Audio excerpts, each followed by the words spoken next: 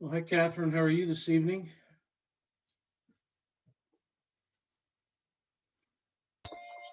I'm doing good. How are you, Pastor Kurt? I'm good. I think we're it so far. I got worried. I logged in and no one else was on, and I thought, oh gosh, am I in the wrong meeting again? I know. You I forgot that. I usually log in and then go over to church. I did not do that today. You can just say hi, baby. Just go ahead and say hi. Hi. Say hi, Pastor Kurt. Well, hello, Emily. How are you doing? He said, how are you doing? Mama, can I say Sure. You hi? can listen. Go ahead. You can say hi. Hi. Hello. So you helping mommy today? Yeah. That's good. That's always good. Hey, can you push it in? Yes, baby. Can mommy have it back? Okay, mommy's gonna listen now, okay? Can you get those off so we can both hear it? There you go. Now can you hear Pastor Kurt better? Yeah. Hello. Can you hear me now? Yeah. That's good. I'm trying to figure out what I'm doing here. Okay, baby. Mommy's gonna put her headset back on, okay?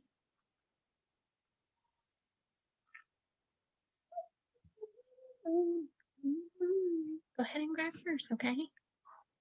All right. Go ahead and tell Pastor Kurt. Say see you later. See you later. Bye. See you later. There we are.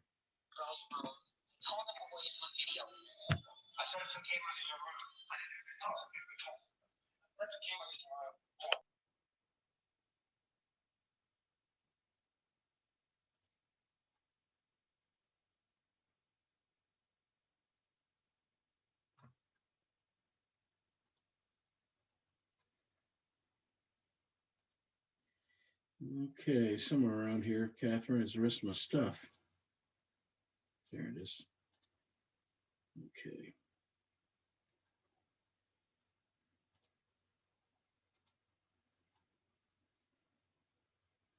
Let's hope some more join us here.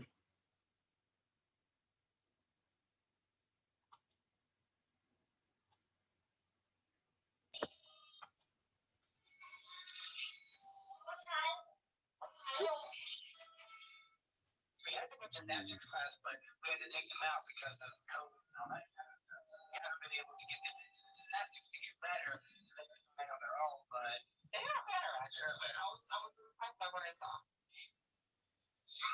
You don't call me better. This is my call.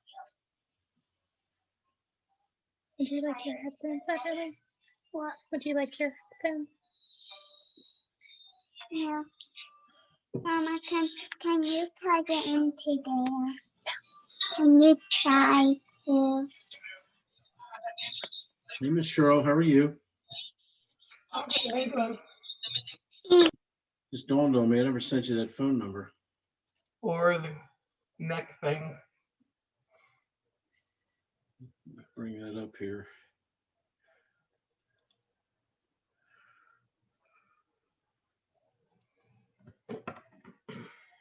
So how's Relic doing?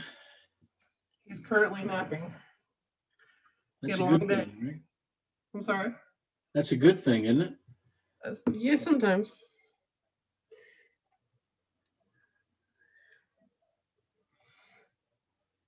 Is he behaving in school? Oh yeah, the kids are loving him. Beverly talks about him every day. Do you like Miss Cheryl and Miss little puppy Relic? Yeah. Hi, Everly. Hi. That's Miss Cheryl. Hey, Everly, next year you'll be able to ride Relic around the school. That's how our dog is. He's like a little miniature cow. Can he like to protect me? Yes, he protects you.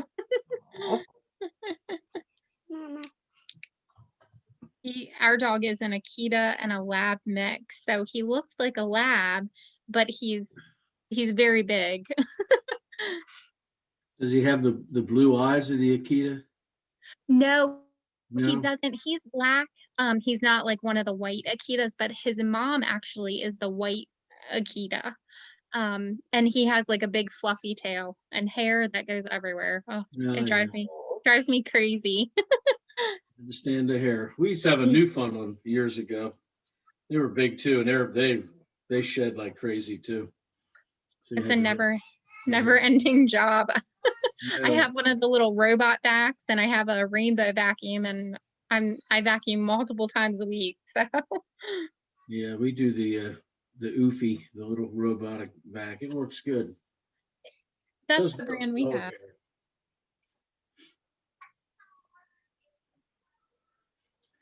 Well, I'm sure we're waiting here for a few more, but hey, if not, we're just going to start. Okay. So we'll see where we're at here.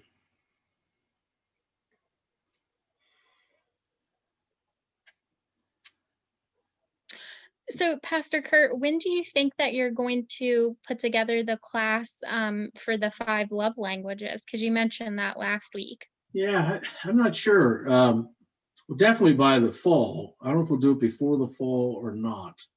Okay. I don't know. In the summertime, and I don't know how long that one is yet either. I got to look at that to see how long it is. This one's long.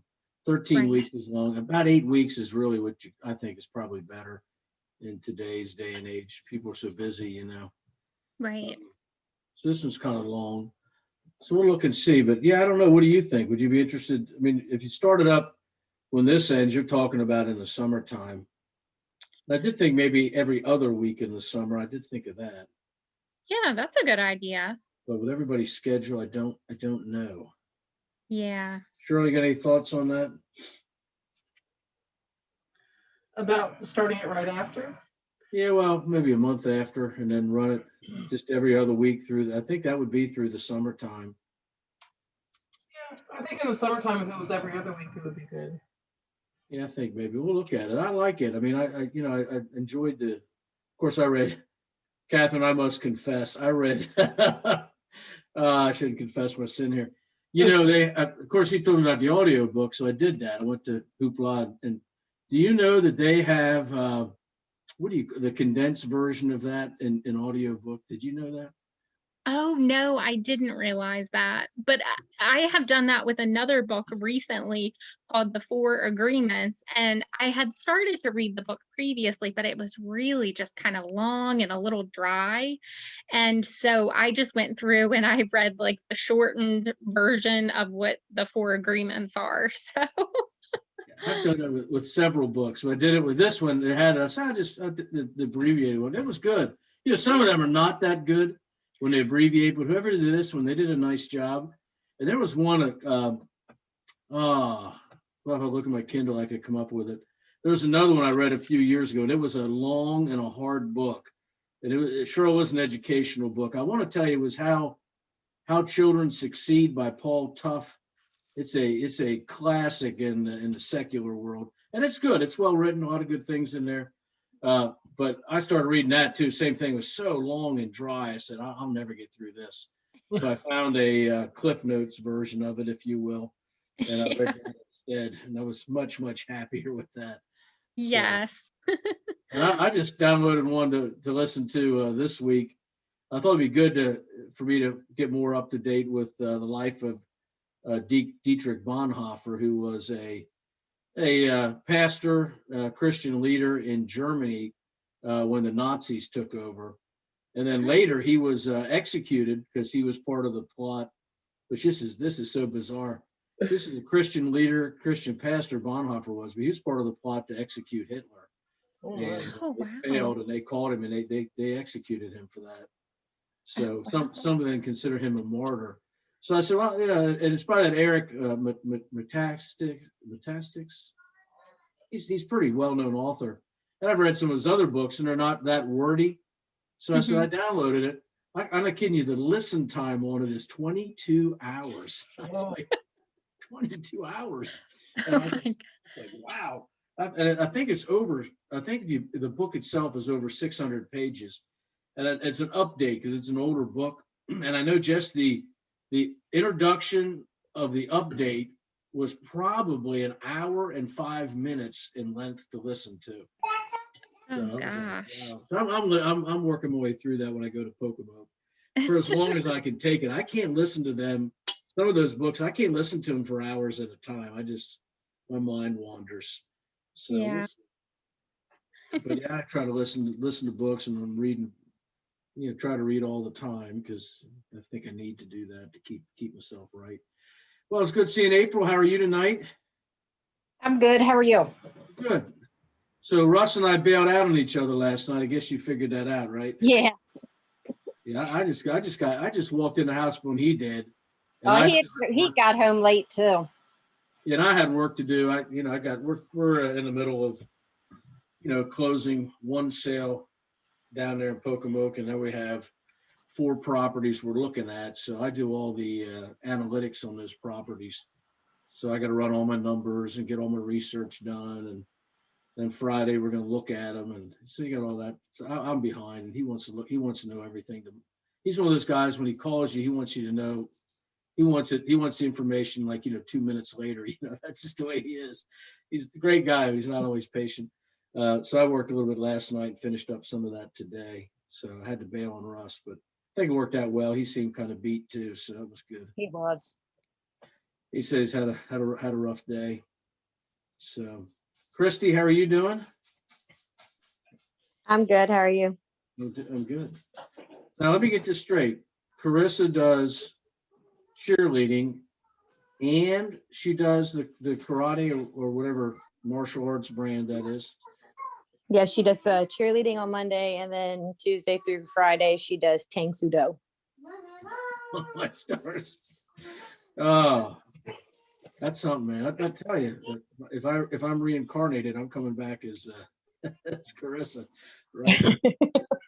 I don't believe in reincarnation. Don't go there. It's just a joke. So, but yeah, she's living the life, no doubt. So that's good. Well, let's go ahead and get started here. I appreciate you all coming. And this is a long one. This is week 7, and this is just over halfway through. And I think it gets better, frankly, as it goes along. Some of it's introductory and foundational, and this gets a little bit beyond that, I think, and I think it's pretty helpful. We're going to look at tonight cultivating contentment in a consumerist culture. And that's the one thing that they said about the baby boomers. I was reading when I was doing marketing analysis for the school. They talked about the baby boomers, and they said the one thing you can't replace in the baby boomers was how much they consumed. There were buyers and spenders, and I think that's true. But marketing has gotten real specific, and they market to children, as you probably know. So I was reading this. It just says how consumerist is our culture. Children's age 2 to 5 watch more than 32 hours of TV a week and see more than 40,000 commercials a year. It turns out that kids watch commercials and television programs with equal attention, not yet able to discern the marketing tactics in the commercial. Brand loyalties can be established as early as age 2. In fact, by 1st grade, most children recognize 200 brand logos. One researcher said, kids represent an important demographic to marketers because in addition to their own purchasing power, they influence their parents' buying decisions and are the adult consumers of the future. According to a marketing report, kids have a heavy influence on their parents' spending choices in these areas. Breakfast choices, 97% of the time. Lunch choices, 95% of the time. Where to go for casual family meals. I believe that means McDonald's, right? 98% of the time, with 34% of kids always having a say on the choice of casual restaurant. Clothing purchases, 95% of the time. Software purchases, 76% of the time. And computer purchases, 60% of the time. Family entertainment choices, 98% of the time. And family trips and excursions, 94% of the time. And any of you find that kind of shocking? I'm just curious on that. I find that a little bit high on the percentages, but maybe that's just where I lived and the way we ran our home. But I guess the question is, do children run the home? And maybe the better question is, should children run the home?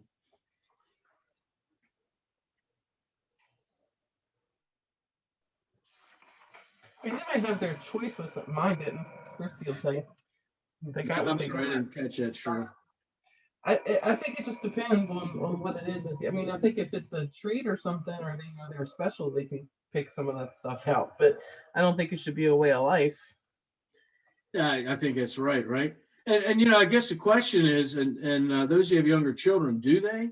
I mean, I don't remember that. You know, of course, it's hard to remember when you're little, but I don't remember that being the case back then. I don't remember ever having a say in where we went to eat, or I guess maybe name brand. Maybe it's just because that's what they like, you know. So when you go out to buy something, and you tell me if you have a child and they like, I don't know, Frosted Flakes, that's probably dating myself, but or whatever it might be, I'm sure you buy something you think they're going to use, correct?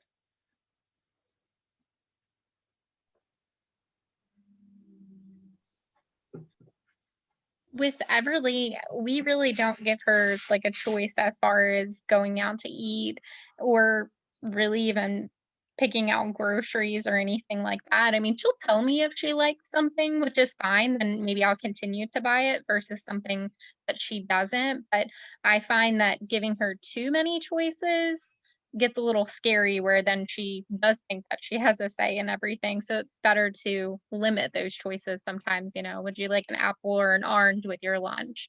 Something simple like that. I think that's wise. How many of you allow your children, like if you sit down to eat, you make something different for the child than what you eat? I'm just curious on that one. That's definitely me. Yeah. That's my house. Yes. Yeah. Definitely. We do sometimes, just because like if we have something that's a little more spicy, like a buffalo chicken, you know, wraps or something like that that she's not going to eat, I'll just make her a peanut butter and jelly sandwich or chicken nuggets because I don't feel like hearing.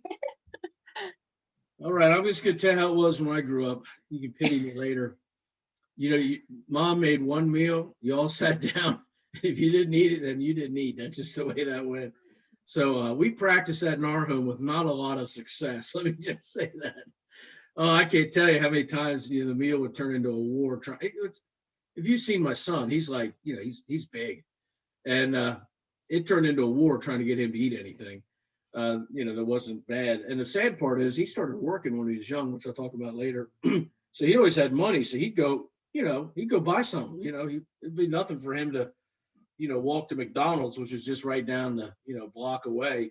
Not when he's real little, but get down there and get something to eat. So it's interesting on that. But in my day, Cheryl, did you have a choice when you grew up? Did your parents ever make you like a separate meal from what they ate? I am probably mentally scarred from how many times I had to sit at that table until dark, until I was waiting for that spinach was just nasty. That was definitely our house. Definitely, I sat and you had to eat what was put in front of you. So it's kind of funny that I'm opposite. And but let me tell you, if I didn't eat it that night and I stayed there till 9 o'clock, it was there waiting for me for breakfast. Oh yes. That's the way Donna. Hey, that's the way Donna was. That's the way she grew up. Yeah. You ever want to see her cry? Make her tell her stories about the peas in the house. I make fun of her because that's just what I do. But there was time she grew up really poor, and there for a while they didn't have hardly any food in the house, so she was hungry. Can you imagine this? Your daughter comes to you, and she was maybe 9, 10 in that area, and she goes to her dad and she says, "I'm hungry," and he says, "There's a can of peas in the cabinet." That's the only food they had in the whole house was a can of peas, and she said, "I don't like peas," so he made her go and open the can of peas and make the peas and eat them. And then she accidentally, she didn't accidentally, Victor, her brother, Victor, he had unscrewed the cap to the salt container, salt shaker. And so she went to put the salt in, the cap flew off and all the salt went into it. And her dad made her sit and eat them. Oh my word! I know. So if you want to see her face contort, shove a plate of peas underneath her. to this day, she can't stand peas. And I hear that, and first of all, it is heartbreaking. But I always tease her then. I said, well, we had it rough in our home too. I said, because we had a lot of beef and a lot of good meat. Because my dad grew up on a farm, and his brother still farms, so we butchered, so we had a lot of beef. So I teased her. I said, one day we'd steak every Friday night. We just had steak.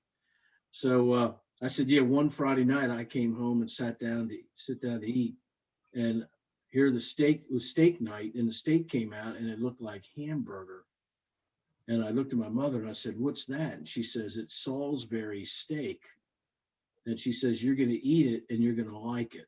And I said, I had it rough too, honey. I had to eat that Salisbury steak. So, but it's interesting. And we better move on, or we'll be here all night. So obviously we're going to talk here about contentment and so we looked a little bit about consumerism. We live in a consumer culture. There's no doubt about that. And I think there's several things that lead up to that. I'm going to cover these real brief as introduction. Number one, I think sometimes our attitude towards material things and money isn't what God said it should be. I think the first myth we deal with is prosperity as a divine right. We almost feel as if God owes it to us to make us rich, and some people think that's a sign of godliness. If you're right with God, you're automatically going to equate to be rich.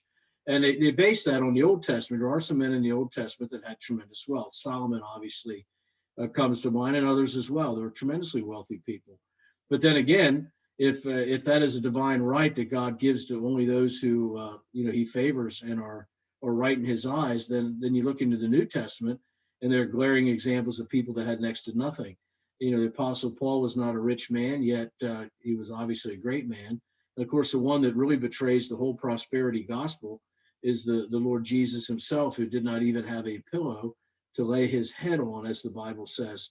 So that's the first problem, is we can't look at prosperity as being a divine right. Second thing I think about we have to recognize is this. Sometimes we think it's my money. We earn it, so it's our money. But technically it's not. It's God's, and God is allowing you to be a steward of what he has provided for you. And that's an important thing about, and we'll look at it a little bit later, about it's my money. The third myth sometimes we come up with, and this can be the other thing, that money is evil, and money is not evil. The Bible talks about the love of money is the root of all evil in 1 Timothy 6:10. And that's indicating that our attitude about money, if money becomes our driving force, our motivator, our security, our God, what we live for, what inspires us, then money is in its wrong place. And that love of money can lead us to evil. How many things are done wrong because somebody wants the almighty dollar? So we're going to look at just the opposite tonight of that. We're going to look a little bit at contentment. And we're going to look at what contentment is being just what it says, content with what you have, right? And we'll look at that. We'll try to define that some tonight. The first thing we look at the first thing on your list there is, there's the verses. Let's read that. But godliness with contentment is great gain, for we brought nothing into this world, and it is certain we can carry nothing out. And having food and raiment, let us be therewith content. But they that will be rich fall into temptation and snare, and into many foolish and hurtful lusts, which drown men in destruction and perdition. For the love of money is the root of all evil, which while some coveted after, they have erred from the faith and pierced themselves through with many sorrows. So the first thing is to model contentment in the home. So, what is contentment? Well, I think contentment is that attitude of what? What is contentment? An attitude of what?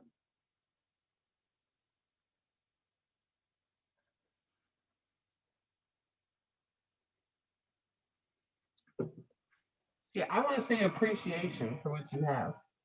Appreciation for what you have. I think that's good. Anyone else like to add to that?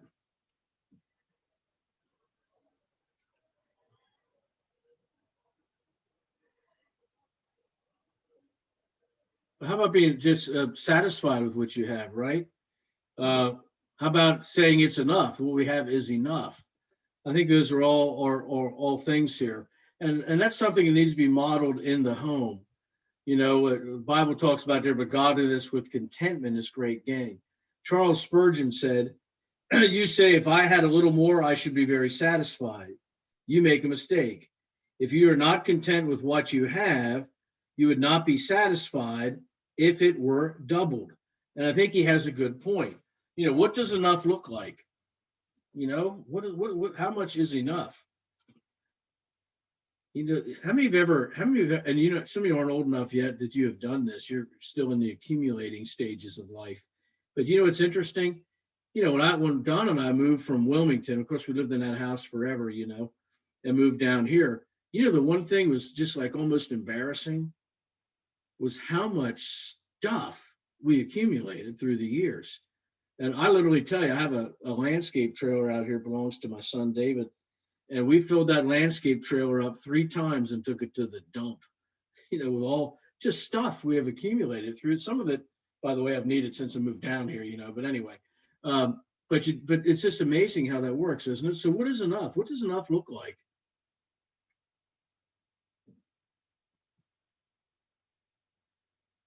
Yeah, I don't know. I'm not sure what it looks like either. But I think there's several ways to measure this and in front of our children. How do we model contentment in the home? I think the first way is by living below your means. Well, this is just huge.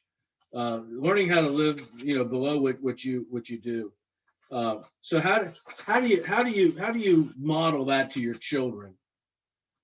How do you model that by living below your means? What are things we do or can do that can do that?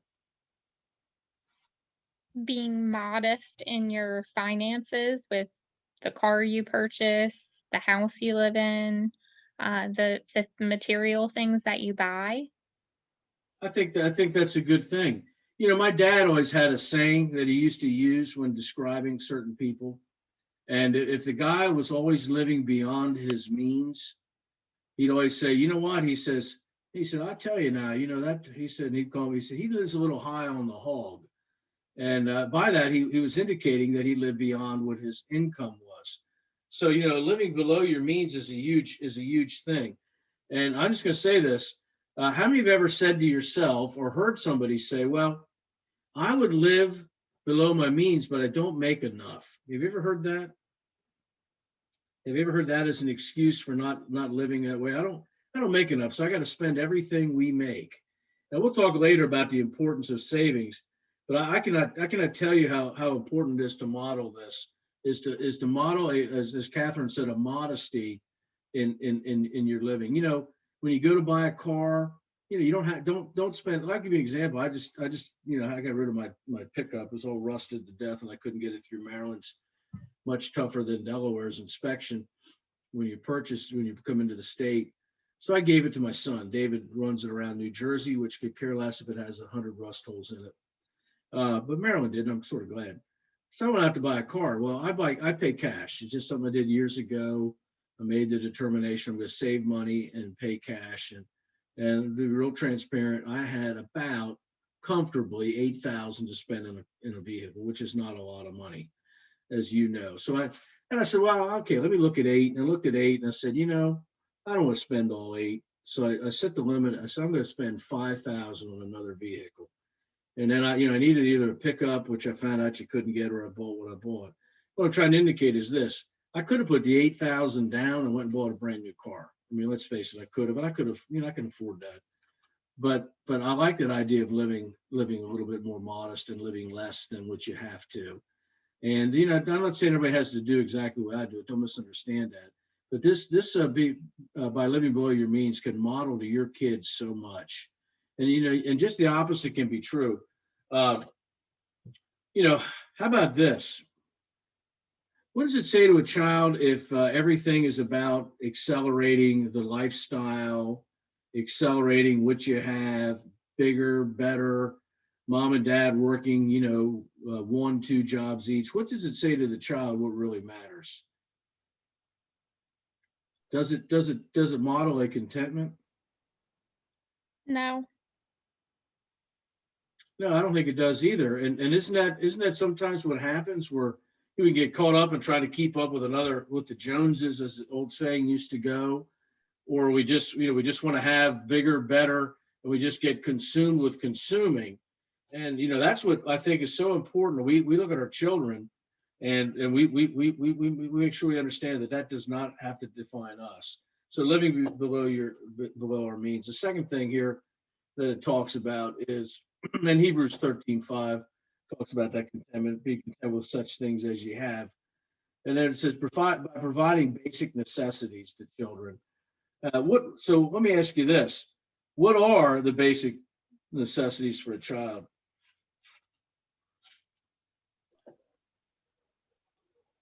Food, clothes, love. And speaking in a material way, food, clothing, a roof over their head, correct? Education, I think, is a need a child has that needs to be provided for, things like that. So that is good. So let me ask you this. Are the latest electronic gadgets, is that something that's required in the providing basic necessities? Oh no. No. No, it's not. We'll get into media a little bit later in this series, but I can't tell you in Wilmington there were, and it may be here too, Cheryl. You can tell me this. I couldn't believe the number of children that were in 3rd, 4th grade that when the iPhone whatever came out, or the Samsung whatever, the latest greatest, the kid's in 3rd grade, he has the latest phone out there, and I'm looking at it like, so your child has a $1,000 telephone in the 3rd grade? No, it's not so much like that here. What's that? They probably, in my class, I see it a lot, but not. I don't think the younger kids do. That's a good thing. That's the way it probably ought to be. But I'm always amazed by that. How we have to have the latest greatest. And my one of the things my son used to always hammer me about when he was a teenager was I had an old phone. It was one of those. It wasn't a flip. It slid. I forget the name of that, man. I love that phone. It had a little keyboard on it, actual little keys, and man, I could just text like a maniac. But anyway, he'd always say, Dad, you need to get a smartphone. You get a smart. So I didn't have a smartphone until, I got to be honest, it was the iPhone 4, and it wasn't like when it first came out. But what I'm trying to indicate is, we provide for the children. That's not the basic necessity, and understand that. We'll talk a little bit more of that as we go through this as well. Next thing is this, mentor workers in the home. I wish Maria was here tonight. She's not, because I don't know if you know this, but Billy's mother passed away, and that service is tomorrow. But one of the things that when I grew up in Lancaster County that was so true, and I noticed it with the Stallsfoos children when I was down here in the late 80s, is they teach them to work for what they have in life. And one of the great things about going to Mannheim Central High School, we were a farming community, and I'll tell you, we had one parking lot. It was actually across the street was the public pool parking lot, and all the farm boys had muscle cars. It was like Corvettes, it was like SS Chevelles, Camaros, the Shelby Mustangs. It was awesome. Look back at it now, those cars all of them are 70,000 and above easily. And, all of them got it because they, their parents permitted them while they worked on the farm to raise a steer or two and sell it, or do other types of work where they could keep their own money. So by the time they hit 16, they had the money to go, which, would be maybe not like today, but to go buy one of those cars. And, that was, I think, but they taught them to work. And that's the thing, is just so vital. And you say, why is that so important? Because when we look at our children, if we give them everything, we're misleading them, because work is the means for the way we provide, is it not? So work should be first, right? And then whatever beyond the need should be met. So if a child has something they want, there are things we can do to help them to understand that work is the means for our provision. What are some things we can do in our home to help our children to understand the fact that work is the way in which we provide? Giving them chores and responsibilities. Yeah, chores and responsibilities. And then what do you do as they do the chores and responsibilities? Then what do you give them? An allowance or a reward, something in return. Correct. Give them money.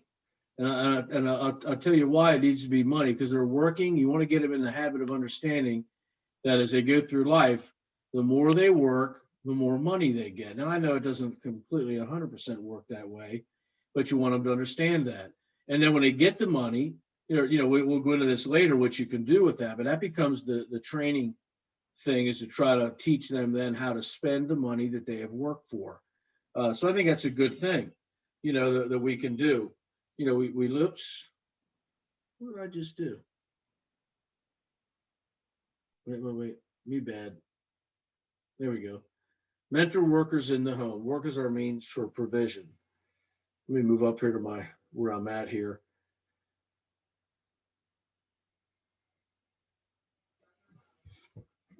So, and that's what we looked at the verse here. Let's just look at that a while. 2 Thessalonians 3:10. For even when we were with you, this we commanded you. And you know the rest of this work, that if any would not work, neither should he what? Eat. And that's a tremendous verse, and it really has not been applied so much, and not necessarily also in our homes as much as in our society. For if we hear that there are some which walk among you disorderly, working not at all, but are busybodies. Now them that are such we command and exhort by our Lord Jesus Christ, that with quietness they work and eat their own bread. And it's an amazing thing, but that work is such an important thing to teach a child. It just is. And to reward them for that is huge. And it's amazing how much, if they work, will keep them out of trouble. I know I had one friend who grew up on a farm, and he was a good kid and stayed good throughout high school. And I wasn't that good, to be honest, back then. And I'd tease him about it a little bit, and he'd say, "Hey, listen," he said, "you don't understand." He said, "By the time the nighttime comes along, when you're out there and you guys are doing your stuff," he said, I can't go out. I said, "Well, you come out and hang out. We'll let you hang out with us." And he said, "You understand, I can't." He said, because he said, 4:00 in the morning comes early, and I got to be up and do my chores on the farm before I come to school. And that work ethic that he had kept him from walking disorderly and being a busybody. So this is an important thing. Also you can look at it and apply it this way too, that teach your children that money doesn't just appear, that it happens, and you tie it to what they do as labor. And one of the things you can do also then is teach them that if they want something that's beyond a basic need, is not just to wait up for Christmas or a birthday and get it as a gift, but if there's something they want and they're really excited about getting it, teach them that, hey, here are some things that you can do, and this is what I'll pay you to do for that job, and let them earn their money and buy their whatever they want. I remember when David was a little kid, he wanted the latest, greatest PlayStation that came out.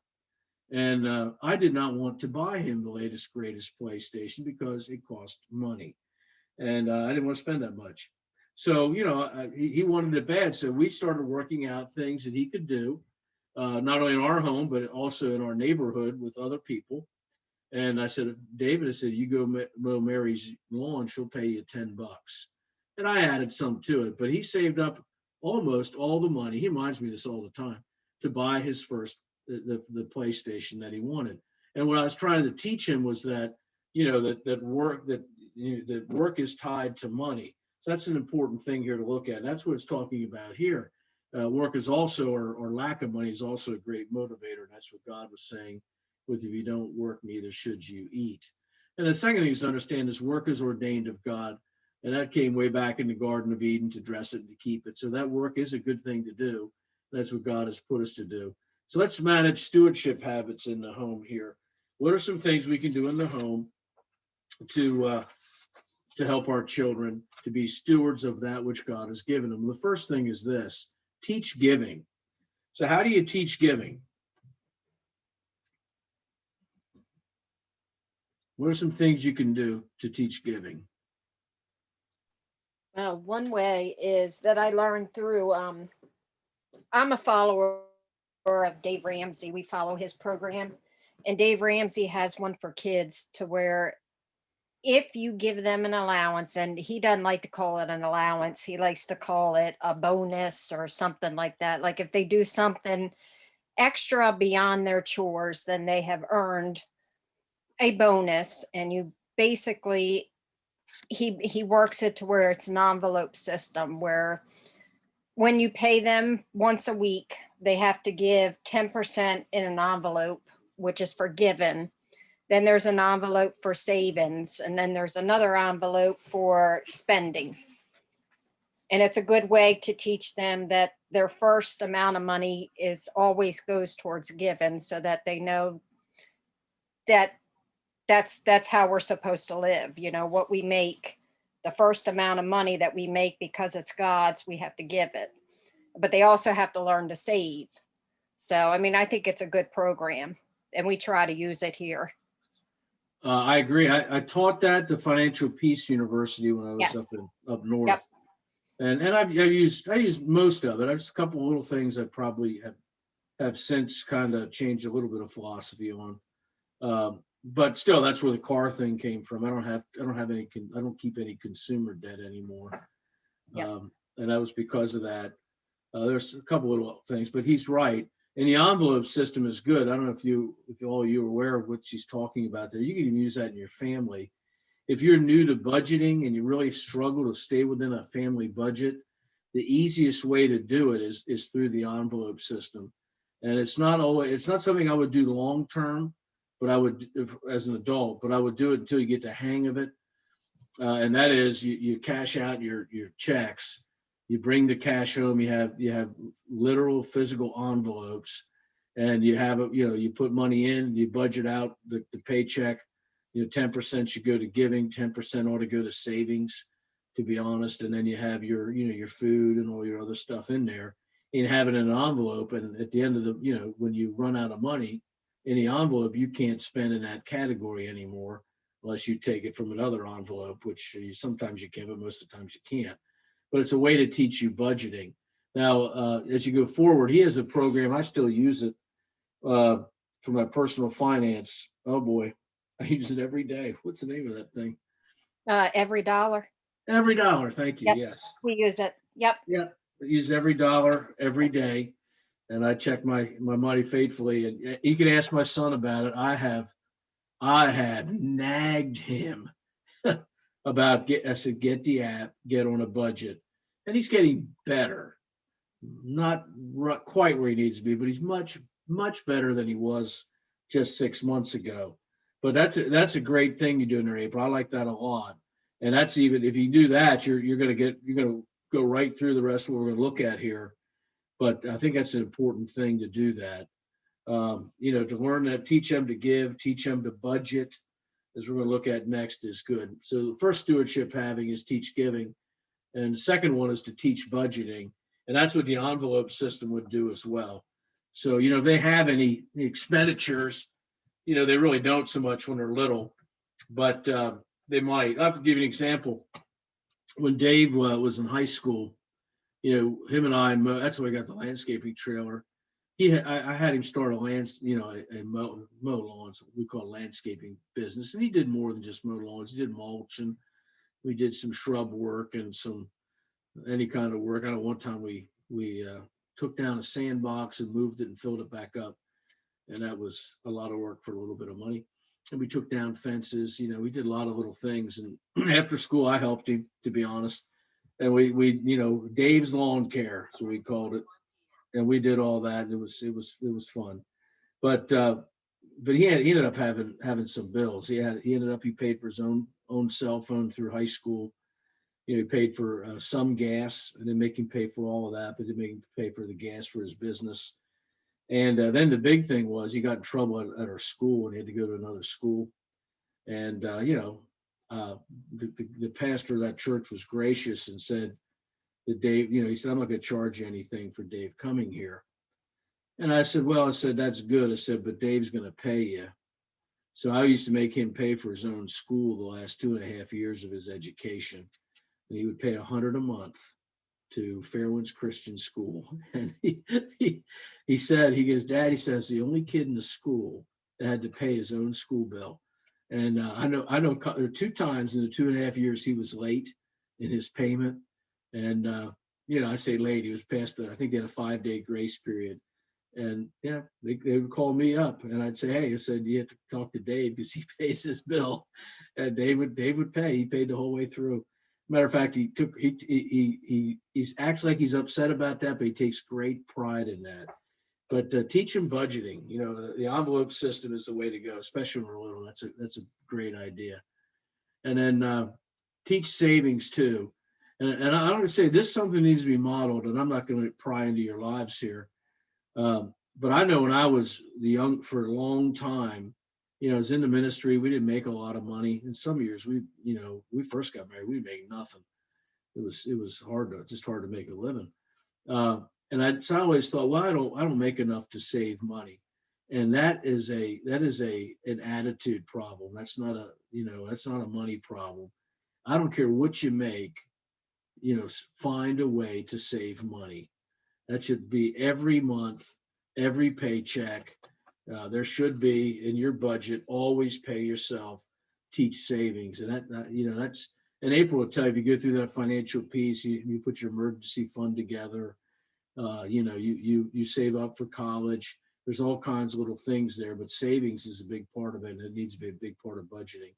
So teach that to your children. You know, remember the old piggy bank? That's a good thing, right? Anything you can do. The envelopes I love, April. That steals the thunder for today. That's good.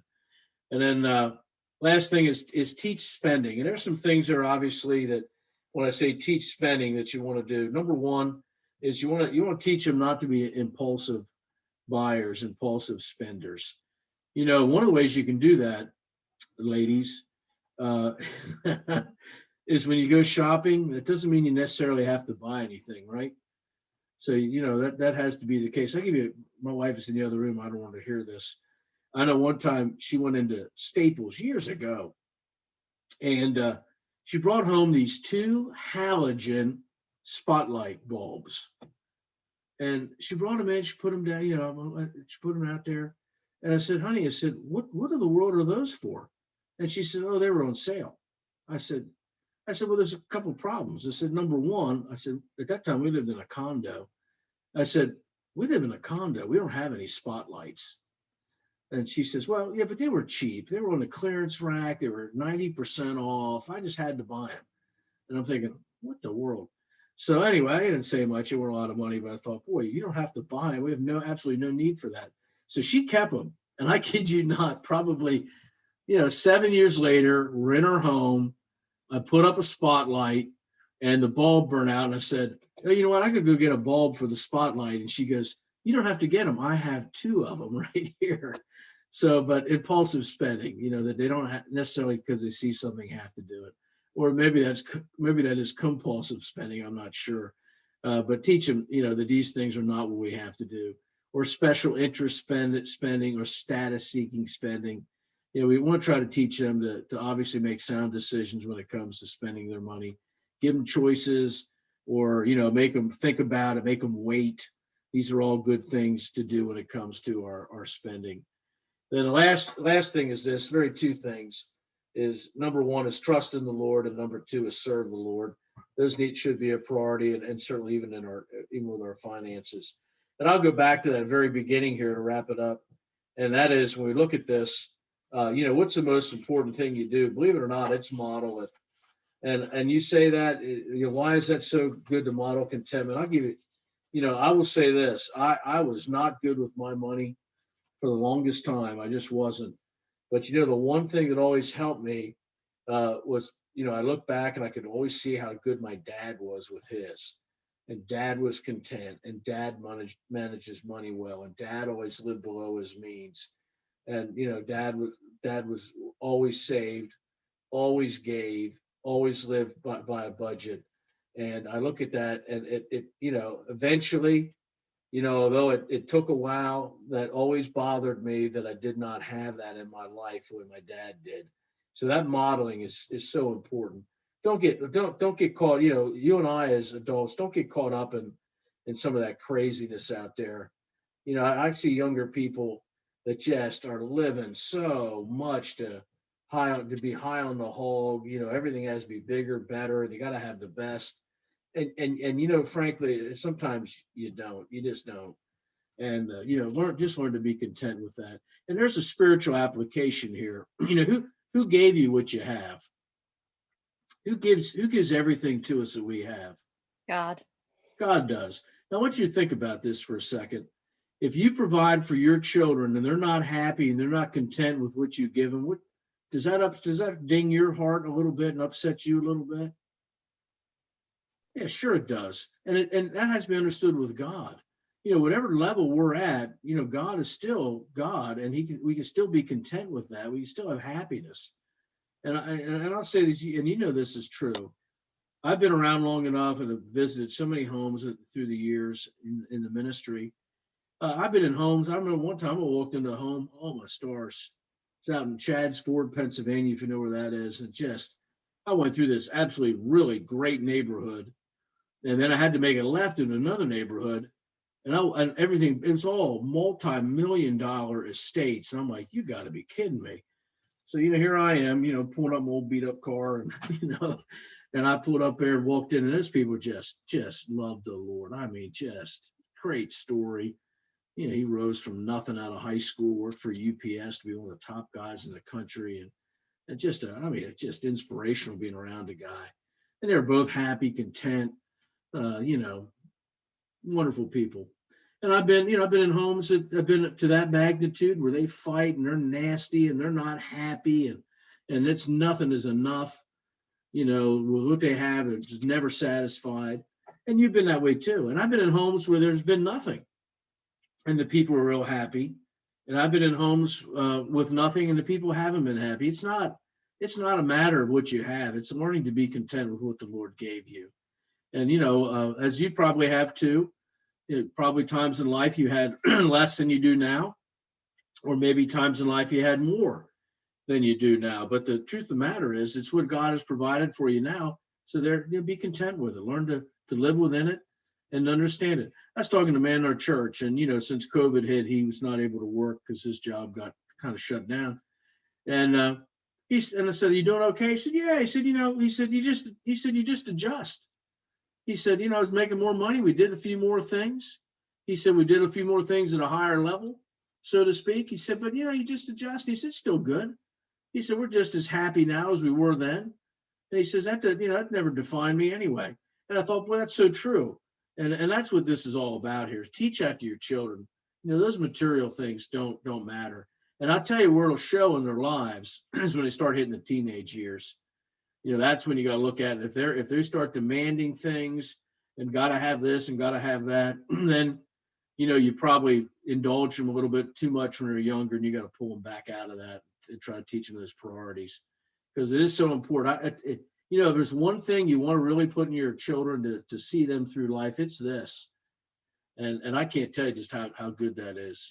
That contentment that comes from the understanding that, hey, what you have is enough. What God gave you is just right. And to learn to live within that is a wonderful thing. You have any questions tonight? I'm trying to finish a little early because I think we just should.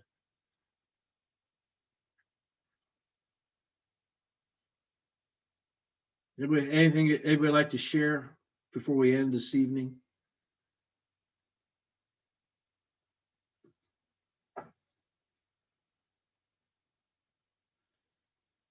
Well, then I guess we'll say good night. Thank you so much. I appreciate it. This will be eventually on YouTube, and I did remember to record it tonight, so that was a good thing. And hopefully it'll be a blessing. And we're over halfway through. Yay! I think at the end of 13 weeks we should all do something, right? That's right. Have a party or something like that. All right. Well, good night to everybody. Good Enjoy night. the rest of your Good evening. night. And I'll Good see you night.